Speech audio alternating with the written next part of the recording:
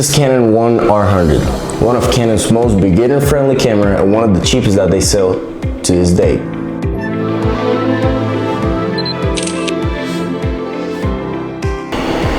But is it good for somebody that wants to start taking photos or start a YouTube channel, for example? Let's find out. When we talk about quality, we can tell it wasn't Canon's priority. You have minimum buttons, no flip screen, and no touch screen. The texture is pretty good, even though it's made out of plastic. It has a great grip, but even though it has a small size, it comes with a lot of downsides.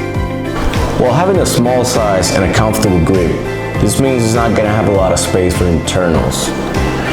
This camera has only one SD card slot, which should be fine for most content creators. But if you're doing some professional work, it's definitely going to affect you. Having a smaller body means having a smaller battery, and you might want to take into consideration the size of the battery before you start shooting. If you want to do some extended shooting, you might want to get some extra batteries. Also, for photography, this camera can take up to 400 pictures before the battery needs to be recharged, and that's not counting the flash. We should definitely mention that you can recharge this camera while unused, so you're definitely going to depend on your wall charger. Also, if you're going to bring any portable chargers, make sure you have the right adapter for that. It's good to mention that this camera is pretty lightweight. The difference between a Sony Alpha 6700 and a Canon R100 is almost 900 grams of weight. That's a big difference. But we also gotta consider that I have the Sony Alpha 6700 right now on a rig. Also, if you're gonna record in 4K, have in mind this camera has a crop to it. You ain't gonna be able to have the full potential of a full frame sensor, which you don't have in here. It's an APS-C. The R100 doesn't have a constant eye focus when it comes to video. That kind of sucks. When it comes down to content creation, this will definitely make your life way harder. And it becomes way worse when you put in play the lack of an articulating screen. If you're using this camera for very basic videos and you just want to improve the quality of your videos or pictures compared to a smartphone, for example, it is definitely a big upgrade. Overall, if you're using this for video, have in mind that you're going to need more batteries. You will need to download the Canon app to mirror your camera screen on your smartphone, and be careful with the focus at all times. Now, when it comes to photography, this little camera actually surprised me.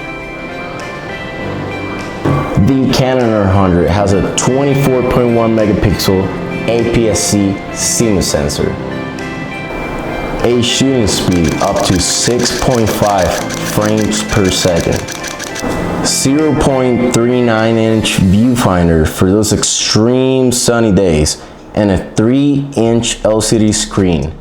Have in mind that this is not touchscreen enabled.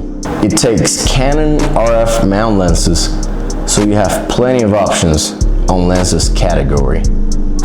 Me personally, I got the 18-45mm, and for more cinematic videos or better portraits, I got the 15mm 1.8, which is phenomenal on low light.